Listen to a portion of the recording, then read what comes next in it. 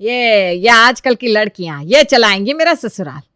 2 दिन की आई हुई मुझे कह रही है मम्मी जी प्रेम के लिए वर्किंग लड़की लानी चाहिए। वर्किंग रुक रुक हंसने दे मुझे।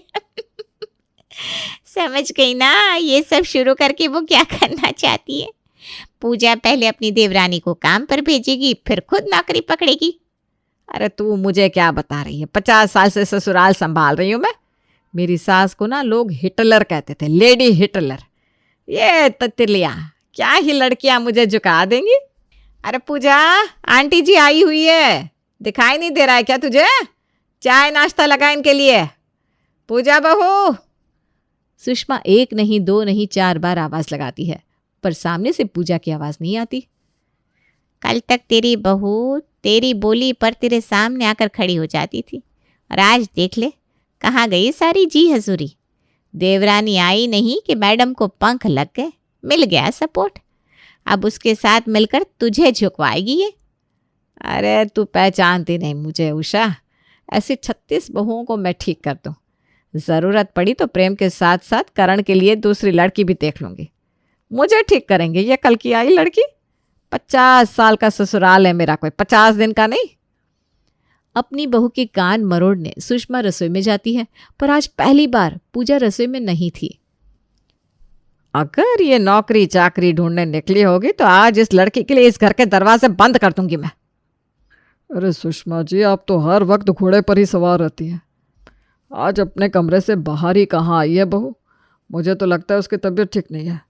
अच्छा, ऐसी कौन सी बीमारी होगी, मैं भी जाकर देखूं जरा। रात रात भर हंसी ठिठोलियों की आवाज़ें आती रहती है कमरे से। अब देर से सोएगी तो वक्त पर नींद खुलेगी कैसे महारानी की? हटिए ज़रा, आज जाकर इसकी नींद हमेशा के लिए खोल देती हूँ। सुषमा पूजा के कमरे के बाहर खड़ी हो जाती है और दया की तरह दरवाजे पर लात मारती है। कमरे के दोनों दरवाजे इतनी जोर से आवाज़ करते हैं कि पूजा घबरा जाती है। क्या हुआ मम्मी, सब ठीक तो है? आपने से लात मार मार कर दरवाज़ा क्यों खोला? इतनी जोर की आवाज़ आई, मुझे लगा मोहल्ले का कोई मकान ढह गया। ढह तो तेरा स्वाभिमान रहा है बेटा, जो तुझे दिख नहीं रहा है। क्यों मैडम, आपने तो अपने काम के लिए एक नौकर भी लगा रखा है। अरे मैं कहाँ कुछ कर रहा हूँ मम्मी। बीवी आराम से बिस्तर पर लेटी हुई है, पति हाथ में पानी का गिलास लिए नौकरों की तरह खड़ा हुआ है कि मालकिन नींद से जागिए और अपने फूलों जैसे कोमल पैरों को इस कठोर धरती पर रखने का कष्ट कीजिए। मम्मी आप बात गलत लेकर जा रही हैं। वो क्या ना, कल रात से ही पूजा को बुखार है, तो मैं बस उसे दवाई दे रहा था। दवाई ली है मैंने मम्मी जी, बस 5 मिनट में नहाकर रसोई में आ जाती हूँ। पूजा फौरन नहाती है और रसोई में जाकर नाश्ता बनाना शुरू कर देती है। इस ससुराल में सर दर्द देने के लिए अगर सुषमा जैसी सास थी तो मन को तसल्ली देने पूजा के पास एक सहेली भी थी। सामने की खिड़की से पूजा को रसोई में देखकर प्रिया कहती है, कहाँ थी तू सुबह से? सुबह रसोई में नहीं आई तो मुझे लगा कहीं तू अपनी सास के 50 साल की ससुराल की एक्सपीरियंस के नीचे आकर दब तो नहीं गई। वही समझ प्रिया, 2 मिनट भी हंस बोल नहीं सकता आदमी इस घर में, और ऐसे घर में मम्मी जी अब दूसरी लड़की को मुर्गा बनाकर लाना चाहती है। मैं नहीं चाहती बेचारी किसी लड़की की लाइफ बर्बाद हो। 2-2 रुपए के लिए तरसना पड़ता है मुझे यहाँ। अरे तो तू वर्किंग लड़की ले आना। वही तो चाहती हूँ मैं कि कम से कम वो बाहर जाए, जॉब करे, खुद सेल्फ डिपेंडेंट रहे। बाकी खाने का क्या है वो तो मैं संभाल ही लूँगी, पर मम्मी जी ना ये भी नहीं होने देंगी। बहू खुद ही कमा कर खा लेगी तो सास को पूछेगा कौन। नाश्ता तैयार करके पूजा बाहर टेबल पर लगाती है। अभी तबीयत कैसी है बहू? अगर तबीयत ज़्यादा ख़राब लगे तो जाकर आराम कर लेना। दोपहर का खाना मैं राम भोजनालय से ले आऊँगा। हाँ भाभी, इनफैक्ट आपको ब्रेकफास्ट बनाने की भी ज़रूरत नहीं थी, मैं ब्रेड बटर तैयार कर देता। बाप रे बाप, इस घर में तो सब नौकर बनने को तैयार बैठे। इससे अच्छा ससुराल कहाँ मिल पाता तुझे बहू। अब तो बस प्रेम के लिए लड़की फाइनल करनी है। मैं क्या सोच रही थी प्रेम के पापा की 10 लड़कियों को देखने में वक्त जाएगा, उससे अच्छा वो प्राची का बायोडेटा नहीं आया था क्या हमारे पास? वो जो 12वीं तक पढ़ी है मम्मी जी। हाँ, मैं सोच रही हूँ उसे ही जाकर अपने प्रेम के लिए फाइनल कर दो। पर प्रेम ने उस लड़की को देखा भी नहीं है मम्मी। हाँ तो क्या हो गया, तेरे पापा ने तो मुझे मेरी मांग भरते वक्त देखा था। नहीं चली क्या शादी? 50 साल हो गए ससुराल में मुझे। शादी के बाद वक्त ही वक्त रहता है एक दूसरे को जानने परखने का। जो लड़का लड़की शादी के पहले ही एक दूसरे को जान लेते हैं ना, उनके पास शादी के बाद बात करने के लिए कुछ रह ही नहीं जाता। और जहाँ तक रही उसके कम पढ़े लिखे होने की बात, तो शादी के बाद हम उसे कोर्ट में केस लड़ने तो भेजने वाले नहीं। पूजा भी ग्रेजुएट है, क्या काम आया ग्रेजुएशन, आखिर तो रसोई ही संभालनी पड़ी ना इसे। कम पढ़ी लिखी रहेगी तो ज्यादा दुनियादारी में दिमाग लगेगा नहीं। अपना शासन बनाए रखने के लिए सुषमा प्राची के परिवार वालों को फ़ोन कर इस रिश्ते के लिए हाँ कर देती है। और सिर्फ हाँ नहीं करती, 5 दिन के अंदर अंदर ही शादी की तारीख भी निकलवा लेती है। यहाँ प्रेम और प्राची के फेरे हो रहे थे, वहाँ कमरे में लेटी हुई पूजा का दिल रो रहा था। मम्मी जी जानती है कि मेरी तबीयत खराब है और ऐसे में मैं शादी को रोकने के लिए कुछ ज़्यादा कर नहीं पाऊंगी, इसीलिए उन्होंने तुरंत शादी पक्की कर दी। मुझे माफ़ करना भगवान, एक लड़की के साथ गलत होता देखकर भी मैं इस शादी को रोक नहीं पाई। प्राची और प्रेम की शादी संपन्न हो जाती है और बहू बनकर प्राची सुषमा के घर आ जाती है। पूजा जैसे ही आरती की थाली लेकर नए जोड़े की आरती करने जाती है, सुषमा उसे रोक देती है। तुम्हारी तबीयत खराब है ना पूजा, तुम शायद भूल गई हो, मैंने तुम्हें कुछ दिन प्राची से दूर रहने को कहा था, पर क्यों आई तुम कमरे से बाहर? हैं? जाओ आराम करो। हाँ बेटा जाओ। इस घर में तुम्हारा गृह प्रवेश हो उसके पहले मैं तुम्हें कुछ हिदायतें देना चाहती हूँ प्राची बहू। पहली हिदायत ये कि ये तुम्हारे ससुराल के पहले मेरा ससुराल है, तो इस घर के जो नियम कायदे मैंने बना दिए हैं उस नियम कायदों पर तुम्हें चलना है। खुद के नियम तुम नहीं बना सकती। ज़्यादा पढ़ी लिखी तुम हो नहीं तो नौकरी की बात तो आती नहीं, पर हाँ अपना खुद का बिजनेस करने की भी कभी मत सोचना कि खाना बनाकर सप्लाई का काम शुरू कर दूं, मम्मी जी 2 पैसे आ जाएंगे। ये सब डायलॉग बातें मुझे नहीं सुनाई देनी चाहिए। वक्त पर उठना, वक्त पर सोना और मुझसे बिना परमिशन लिए कहीं जाने की सोचना मत, क्योंकि तुम्हारा पति भी मुझसे बिना पूछे कुछ नहीं करता। ठीक है माँ जी, जैसा आप कहें। सुषमा सिर्फ प्राची को ही हिदायत नहीं देती, वो प्राची के पीछे घर पर भी सभी को समझा देती है कि उन्हें नई बहू के सामने रूल मेंटेन करके चलना है, ताकि प्राची भी वैसे माहौल में ढल जाए। प्राची रसोई में खाना तैयार कर रही थी कि सुषमा वहां पहुंचती है। जेठानी के होते हुए भी तुम्हें काम करना पड़ रहा है बहू, पर क्या कर सकते हैं। जिस दिन तुम्हारे रिश्ते के लिए हाँ कहा मैंने, पूजा ने खटिया पकड़ लिया।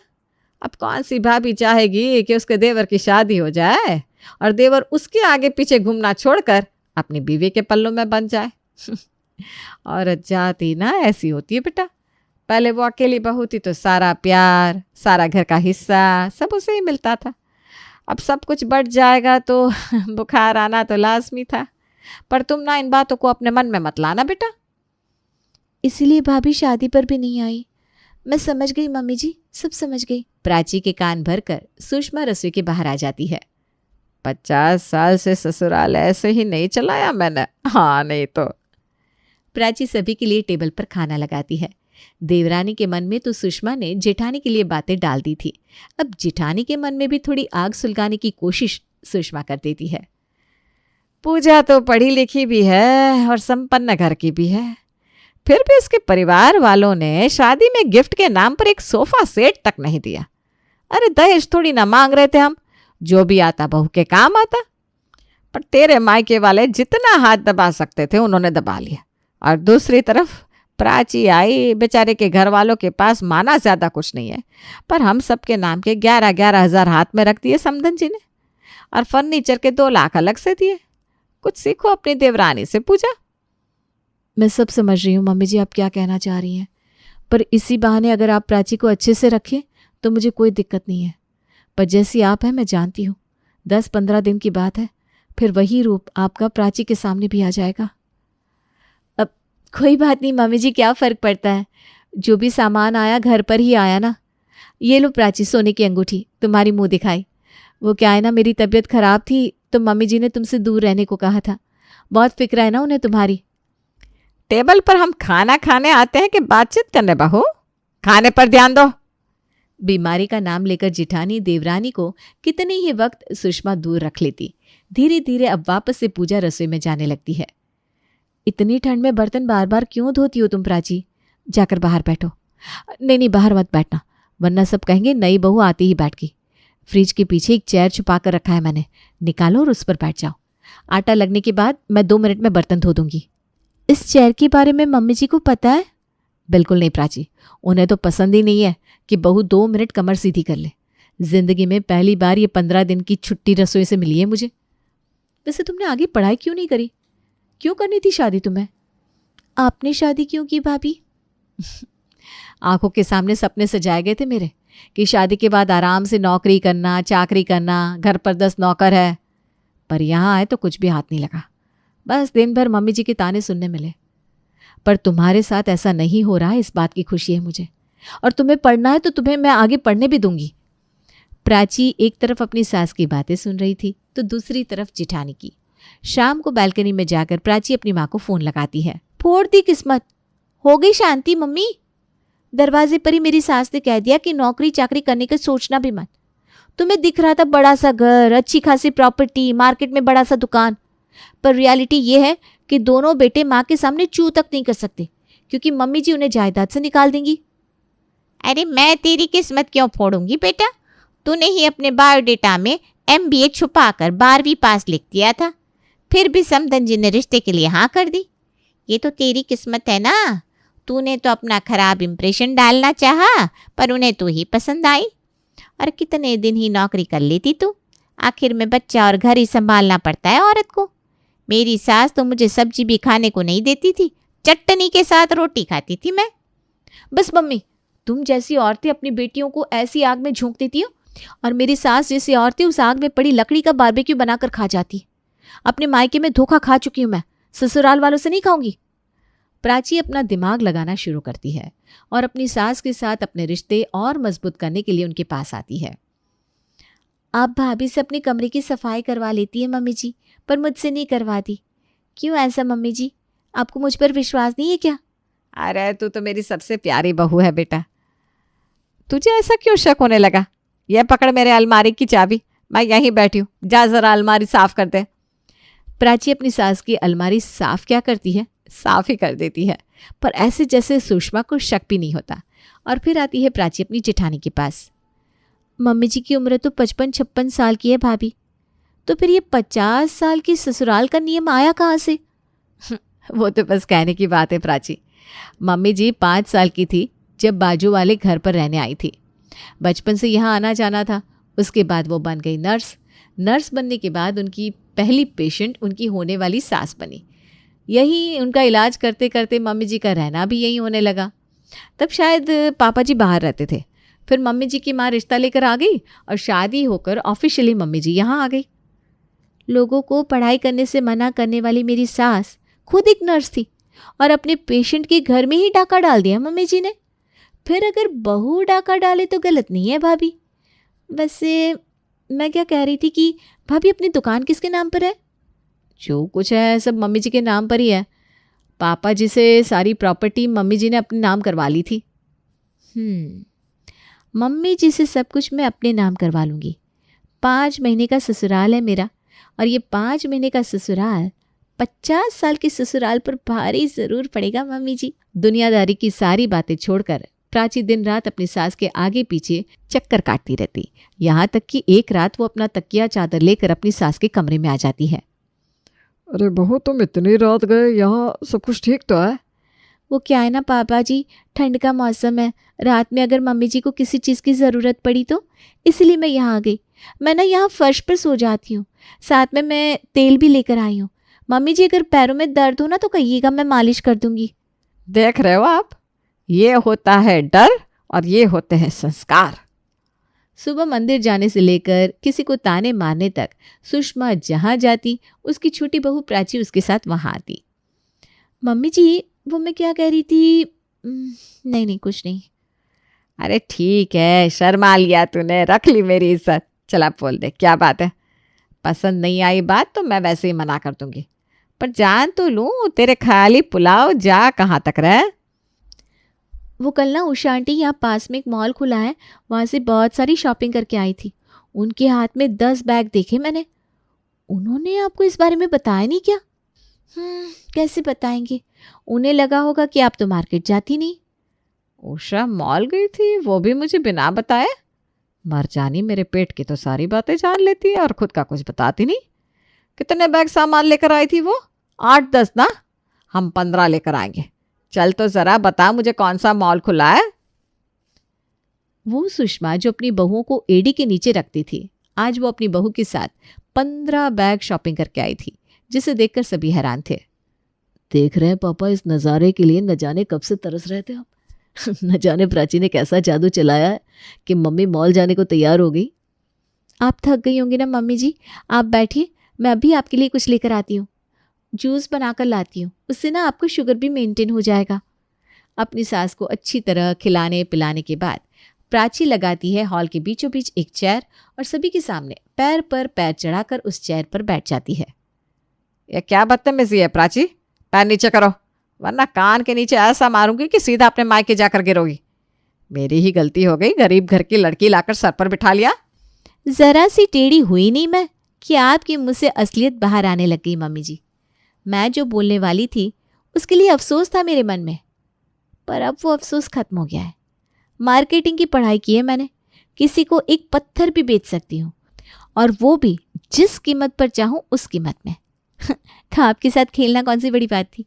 आपको क्या लगा जिस तरह पूजा भाभी को नौकरों की तरह काम पर लगाए रखा, आप मुझे भी नौकर बना लेंगी? जब दरवाजे पर आपने भाभी को मेरी आरती उतारने से रोक दिया था, उसी वक्त मैं समझ गई थी कि आप क्या करना चाह रही हैं। चुप हो जा प्राची, तू जानती नहीं मम्मी जी का गुस्सा। गरम गरम चिमटा लाकर हाथ में चिपका देंगे, यही ना? सब पता है मुझे, प्रिया भाभी ने सब बताया है। अब जब बेटे और पति गुलामी करेंगे तो औरत तो सर पर नाचेगी। और गुलामी का कारण क्या था? जायदाद, जो कि अब आपके नाम पर नहीं रह गई सुषमा जी। सुनिए जी, बहुत जबान निकल रही है इसकी। जाकर बेलन लेकर आइए रसोई से, अभी इसकी गर्मी उतारती हूँ। चलो, मुझ में गर्मी तो है जो उतारी जा सकती है। आपका तो चूल्हा कब का बुझ चुका है, कब से यमराज दरवाजे पर खड़ा है आपको ले जाने के लिए, पर आप है कि भूत की तरह अपने शरीर से चिपकी हुई है। छोड़ दीजिए अपने शरीर को। जिस लड़की को 12वीं पास समझकर घर लेकर आई थी आप, आज वही इस घर की मालकिन है। घर के साथों साथ दुकान भी मैंने अपने नाम करवा ली है। क्या प्राची, ये क्या किया तुमने? जो भी किया अच्छा ही किया। उस दिन जब मैं आपकी अलमारी साफ कर रही थी, घर के पेपर्स निकालकर मैंने वहाँ दूसरे पेपर्स रख दिए थे, और जिस रात मैं आपके कमरे में सोई थी, तिजोरी से दुकान के पेपर्स भी मैंने निकाल लिए थे और गहने भी, पर आपको पता नहीं चला। फिर मैंने बनाया एक कागजात जिसमें लिखा हुआ था कि मैं सब कुछ अपनी नई बहू प्राची के नाम करती हूँ, और उस कागजात पर आज ही आपने मॉल की एंट्री के टाइम दस्तखत कर दिए। ये सुनते ही सुषमा पसीना पसीना हो जाती है। आपने मेरी माँ के साथ जो किया सो किया सुषमा जी। आपने तो मुझे भी नहीं बख्शा, ना ही अपने बच्चों को। तो आपके ऊपर सवा शेर तो आना ही था। 50 साल का आपका एक्सपीरियंस बेकार हो गया सुषमा जी। वो भी 5 महीने के एक्सपीरियंस के आगे। प्राची सब कुछ अपने हाथ में लेने के बाद एक रियल लीडर का काम करती है और अपने घर वालों को बेकार के प्रेशर से आज़ाद कर घर चलाने लगती है।